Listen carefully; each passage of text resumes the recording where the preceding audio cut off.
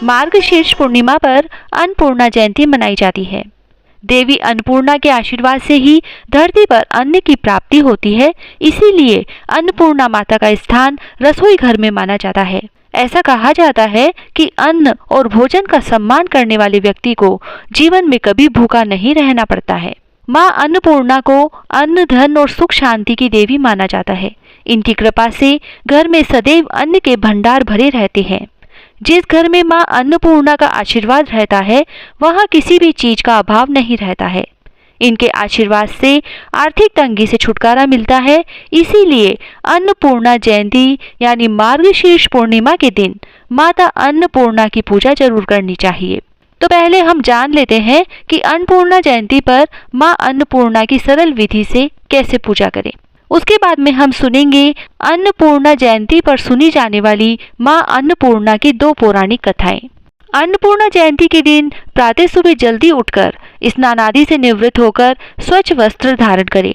उसके बाद में पूरे घर और रसोई की अच्छे से सफाई करें और जिस चूल्हे पर हम खाना बनाते हैं उस चूल्हे की अच्छे से साफ सफाई करके गंगा जल छिड़ककर शुद्ध करें। फिर चूल्हे की हल्दी, कुमकुम, चावल, पुष्प, धूप, दीप आदि से पूजा करें। इस दिन माँ अन्नपूर्णा के साथ माता पार्वती और शिव जी की पूजा करें। उसके बाद में माँ अन्नपूर्णा की कथा सुने और पूजा करने के बाद माता से प्रार्थना करें कि हमारे घर में हमेशा अन्न के भंडार भरे रहें। माँ अन्नपूर्णा पूरे परिवार एवं समस्त प्राणियों पर अपनी कृपा बनाए रखें। संभव हो तो इस दिन अन्न का दान करें और जरूरतमंदों को भोजन करवाएं। तो आइए अब सुनते हैं अन्नपूर्णा जयंती पर सुनी जाने वाली माँ अन्नपूर्णा की पहली पौराणिक कथा। एक बार पृथ्वी पर भयंकर सूखा पड़ गया था। इस कारण धरती बंजर हो गई और फसलें सूख गई थी।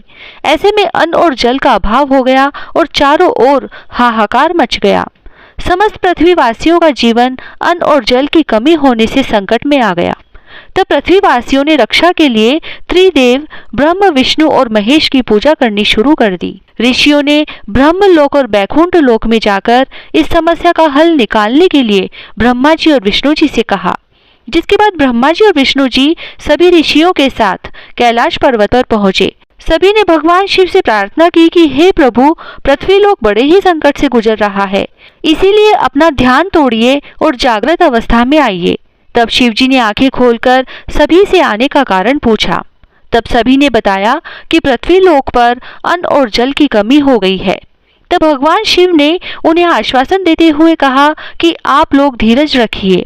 इसके बाद भगवान शिव और माता पार्वती ने पृथ्वी लोक का भ्रमण किया, जिसके बाद माता पार्वती ने अन्नपूर्णा का रूप धारण किया और भगवान शिव ने एक भिक्षुक का रूप धारण किया।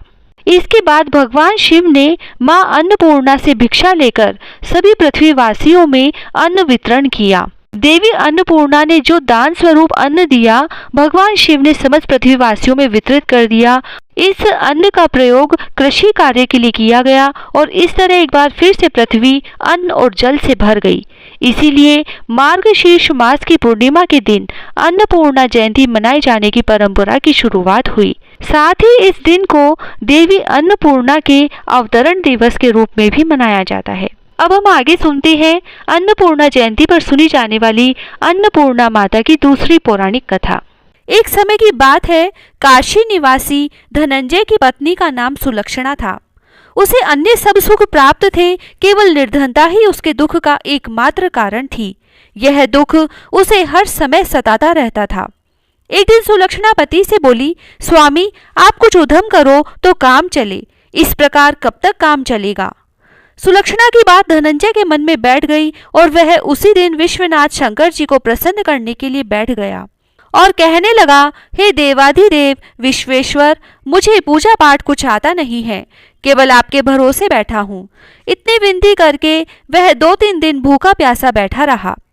यह देखकर भगवान शंकर ने उसके कान में अन्नपूर्णा अन्नपूर्णा अन्नपूर्णा इस प्रकार 3 बार कहा। यह कौन क्या कह गया, इसी सोच में धनंजय पड़ गया कि मंदिर से आते ब्राह्मणों को देखकर पूछने लगा, पंडित जी अन्नपूर्णा कौन है। ब्राह्मणों ने कहा, तू अन्न छोड़ बैठा है, सो तुझे अन्न की ही बात सूझती है, जा घर जाकर अन्न ग्रहण कर। धनंजय घर गया, स्त्री से सारी बात कही। वह बोली, नाथ चिंता मत करो, स्वयं शंकर जी ने यह मंत्र दिया है, वे स्वयं ही खुलासा करेंगे। आप फिर जाकर उनकी आराधना करो। धनंजय फिर जैसा का तैसा पूजा में बैठ गया। रात्रि में शंकर जी ने आज्ञा दी और कहा, तू पूर्व दिशा में चला जा। वह अन्नपूर्णा का नाम जपता जाता और रास्ते में फल खाता, झरनों का पानी पीता और चलता जाता। इस प्रकार कितने ही दिनों तक चलता गया कि एक दिन उसे अचानक चांदी से चमकती वन की शोभा देखने में आई। वहां सुंदर सरोवर के किनारे कितनी ही अप्सराएं झुंड बनाए बैठी थी। वे अप्सराएं एक कथा सुनती और सब मिलकर माँ अन्नपूर्णा इस प्रकार बार बार कहती थी। यह अगहन मार्गशीर्ष मास की उजेली रात्रि थी और आज से ही व्रत का आरंभ था। जिस शब्द की खोज करने वह निकला था, वह उसे वहां सुनने को मिला। धनंजय ने उनके पास जाकर पूछा, हे देवियों, आप यह क्या करती हो? उन सब ने कहा, हम सब माँ अन्नपूर्णा का व्रत कर रही हैं। धनंजय ने पूछा, व्रत पूजा करने से क्या होता है? क्या इसे किसी और ने भी किया है? इसे कब तक किया जाए? यह कैसा व्रत है? कैसी विधि है? मुझे भी विस्तार से बतलाओ। अप्सराएं कहने लगी, इस व्रत को सब कोई कर सकते हैं। 21 दिन के लिए 21 गांठ का सूत लेना चाहिए। 21 दिन यदि न बने तो एक दिन उपवास करें और यह भी न बने तो केवल कथा सुनकर प्रसाद लें। निराहार रहकर कथा कहें या सुने। कथा सुनने वाला कोई न मिले तो पीपल के पत्तों पर सुपारी रखकर या घृत कुमारी यानी ग्वार पाठे के पौधे को सामने रखकर दीपक को साक्षी कर सूर्य, गाय, तुलसी या महादेव को बिना कथा सुनाए मुख में दाना न डाले। यदि भूल से कुछ पड़ जाए तो एक दिवस फिर उपवास करें। व्रत के दिन क्रोध न करें और झूठ न बोले। धनंजय बोला, इस व्रत के करने से क्या होगा? तब अप्सराएं कहने लगी, इसके करने से अंधों को नेत्र मिले, लूलों को हाथ मिले, निर्धन के घर धन आए, बांझी को संतान मिले, मूर्ख को विद्या आए। जो जिस कामना से व्रत करे माँ उसकी इच्छा पूरी करती है। वह कहने लगा, बहनों, मेरे पास भी धन नहीं है, विद्या नहीं है, कुछ भी तो नहीं है। मैं तो दुखिया ब्राह्मण हूँ, मुझे भी इस व्रत का सूत दोगी क्या? तब अप्सराओं ने कहा, हाँ भाई, तेरा कल्याण हो, लो इस व्रत का मंगल सूत ले लो। धनंजय ने व्रत किया, व्रत पूरा हुआ। तभी सरोवर में से 21 खंड की स्वर्ण सीढ़ी हीरा मोती जड़ी हुई प्रकट हुई। धनंजय जय अन्नपूर्णा अन्नपूर्णा कहता जाता था। इस प्रकार कितनी ही सीढ़ियां उतर गया तो क्या देखता है कि करोड़ों सूर्य से प्रकाशमान अन्नपूर्णा का मंदिर है। उसके सामने स्वर्ण सिंहासन पर माता अन्नपूर्णा विराजमान है। सामने भिक्षा हेतु शंकर भगवान खड़े हैं। देवांगनाएं चंवर डुलाती है। कितने ही सैनिक हथियार बांधे पहरा देते हैं। धनंजय दौड़कर जगदम्बा के चरणों में गिर गया। देवी उसके मन का क्लेश जान गई। धनंजय कहने लगा, माता, आप तो अंतर्यामिनी हो, आपको अपनी दशा क्या बताऊं? माता बोली, तूने मेरा व्रत किया है, जा संसार तेरा सत्कार करेगा। माता ने धनंजय की जीवा पर बीज मंत्र लिख दिया। अब तो उसके रोम रोम में विद्या प्रकट हो गई। इतने में क्या देखता है कि वह काशी विश्वनाथ के मंदिर में खड़ा है। माँ का वरदान लेकर धनंजय घर आया। सुलक्षणा से सब बात कही। माताजी की कृपा से उसके घर में संपत्ति उमड़ने लगी। छोटा सा घर बहुत बड़ा गिना जाने लगा। जैसे शहद के छत्ते में मक्खियां जमा होती है, उसी प्रकार अनेक सगे संबंधी आकर उसकी बड़ाई करने लगे और वे कहने लगे, इतना धन और इतना बड़ा घर, सुंदर संतान तो है नहीं, इस कमाई का कौन भोग करेगा? सुलक्षणा से संतान नहीं है, इसलिए तुम दूसरा विवाह करो। अनिच्छा होते हुए भी धनंजय को दूसरा विवाह करना पड़ा और सती सुलक्षणा को सोत का दुख उठाना पड़ा। इस प्रकार दिन बीतते गए। फिर अघन मास आया।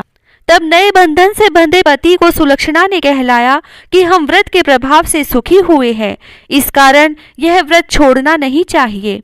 यह माताजी का प्रताप है जो हम इतने संपन्न और सुखी हैं।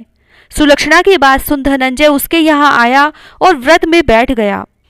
इधर नई पत्नी को इस व्रत की खबर नहीं थी। वह धनंजय के आने की राह देख रही थी। दिन बीतते गए और व्रत पूर्ण होने में 3 दिवस बाकी थे कि नई बहू को खबर पड़ी। उसके मन में ईर्ष्या की ज्वाला दहकने लगी। सुलक्षणा के घर आ पहुंची और उसने वहां भगदड़ मचा दी। वह धनंजय को अपने साथ ले गई और नए घर में धनंजय को थोड़ी देर के लिए निंद्रा ने आ दबाया।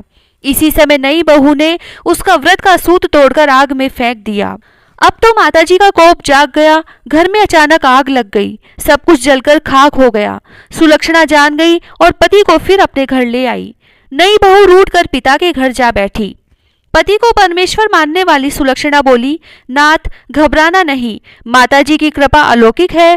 पुत्र कुपुत्र हो जाता है पर माता कुमाता नहीं होती। अब आप श्रद्धा और भक्ति से आराधना शुरू करो, वे जरूर हमारा कल्याण करेंगी। धनंजय फिर माता के पीछे पड़ गया। फिर वही सरोवर सीढ़ी प्रकट हुई, उसमें माँ अन्नपूर्णा कहकर वह उतर गया। वहां जा माताजी के चरणों में रुदन करने लगा। माताजी प्रसन्न हो बोली, यह मेरी स्वर्ण की मूर्ति ले, उसकी पूजा करना, तू फिर सुखी हो जाएगा। जा, तुझे मेरा आशीर्वाद है।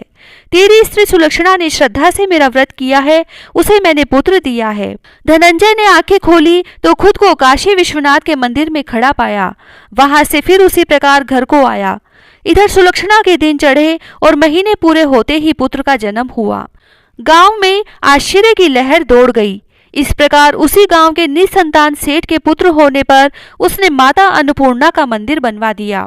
उसमें माताजी धूमधाम से पधारी, यज्ञ किया और धनंजय को मंदिर के आचार्य का पद दे दिया। जीविका के लिए मंदिर की दक्षिणा और रहने के लिए बड़ा सुंदर सा भवन दिया। धनंजय स्त्री पुत्र सहित वहां रहने लगा। माताजी के चढ़ावे में भरपूर आमदनी होने लगी। उधर नई बहू के पिता के घर डाका पड़ा, सब लूट गया। वे भीख मांगकर पेट भरने लगे। सुलक्षणा ने यह सुना तो उन्हें बुला भेजा, अलग घर में रख लिया और उनके अन्न वस्त्र का प्रबंध कर दिया। धनंजय, सुलक्षणा और उसका पुत्र माताजी की कृपा से आनंद से रहने लगे।